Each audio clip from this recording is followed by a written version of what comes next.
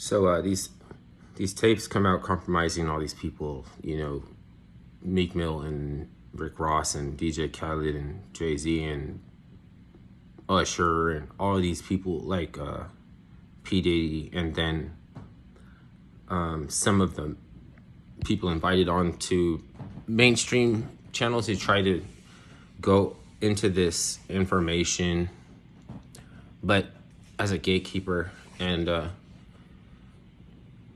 they, for if your sensibilities are working, they come off chiding and like even shaming, and like so they call it Uncle Tom. If you want to, if you think Diddy is guilty, or they're saying like it's 50 Cent is Uncle Tom because he was exposing this stuff. His 50 Cent's reasons for exposing it might not be completely 100% on the up and up, because maybe and he was willing to protect them until something where it was not in his interest to protect him, and then he started. But before that, he was willing to protect him. Okay, it's not Uncle Tom. And then so for somebody like Diddy to be persecuted, you have to call people Uncle Tom. For you to get a president who's too little, too late, or something, or maybe not a complete insider, even though he is a little bit, he's not a complete insider, so we have to arrest him. It's like we're coming up on this generation, the next generation, that is like, with all the coercive propagandistic tactics and libeling and persecuting people for having reason and sensibility. Your generation, your children are gonna have to beg you for the mercy and stop persecuting their spiritual benefactor.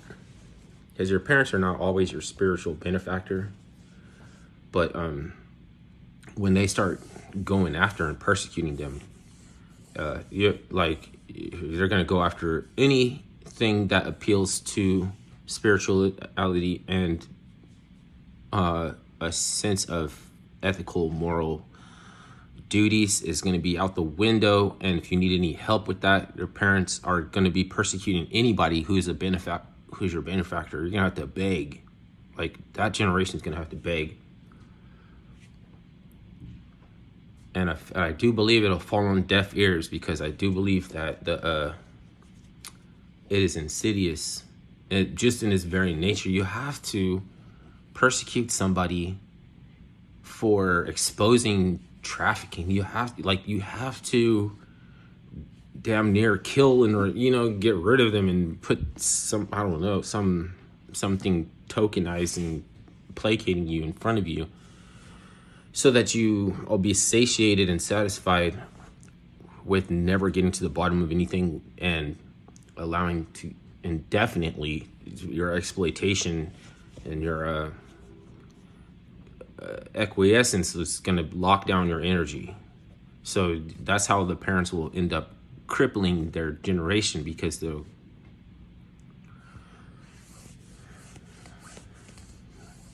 I mean, do you see anything stopping that?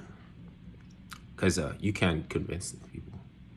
They think it's a competitive little back and forth. It's my turn to make sense, and I'm just telling my truth. And fucking, that's not what it is. That's not what it is. We're not just going back and forth like, okay, your turn, okay, my turn, this is fair, now you get to be right, now I feel like my concerns are valid, and fuck all that shit. That's all that shit is about a bitch, and you will appeal to authority and snitch and be on an emotional level and never rise above that emotional level to where you can appeal to an authority to adjudicate based on propagandistic egalitarian stratagems. and you would rather be poor and for your kids to die than to ever allow for any kind of spiritual benefit to, because you're persecuting those people now. They might not be perfect humans, but that's not an excuse. And you go after for arbitrary reasons. You're participating in manufactured consent, and you are cultivating plausible deniability that's going to come around. That's going to be harvested. That's like a crop. And not all the non-government organizations are bad, right? But there's going to be some that's like lobbyists, and they're going to come around and they're going to like harvest it. They're going to like harvest it, and they're going to make their stratagem and fucking propagandistic push to cudgel and the masses, and fucking we're using high-minded moral zingers, but they don't mean anything. Like if everybody united against hate, then you have to be down with exploitation, human trafficking. You have to be down with all this shit, because you're not allowed to hate it. And it's like an indicator of this. One indicator is that most establishments, you walk in the door, they have a sign that says masks are not required but highly recommended. You're not going to see any staff or anybody in there who gives a fuck and it's highly recommended nothing. But it doesn't matter, because shit flows downstream. We know what kind of customer we would like to social engineer, and we're just going to try and get it out of them. We're just going to try to get that. You know what I mean?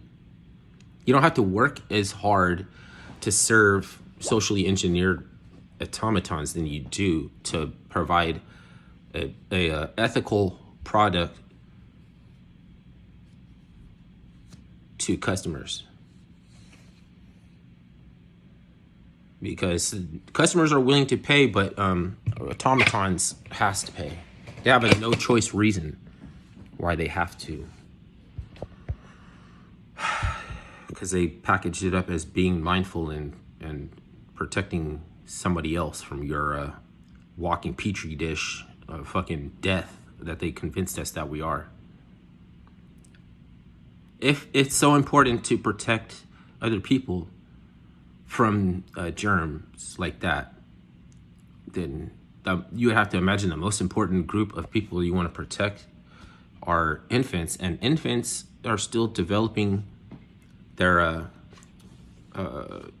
pathways, and their body's still developing. You can't stunt their growth by restricting airflow. You're not protecting shit. I'm sorry. You look like a molester. That's a very broad term. All you have to do is change anything that's on its natural course, and you've molested it. You know what I'm saying? But if you want to rationalize and beat around the bush, fucking placating yourself and being blind, then your children are gonna have to beg for your mercy to stop persecuting their spiritual benefactors. That's just how it is.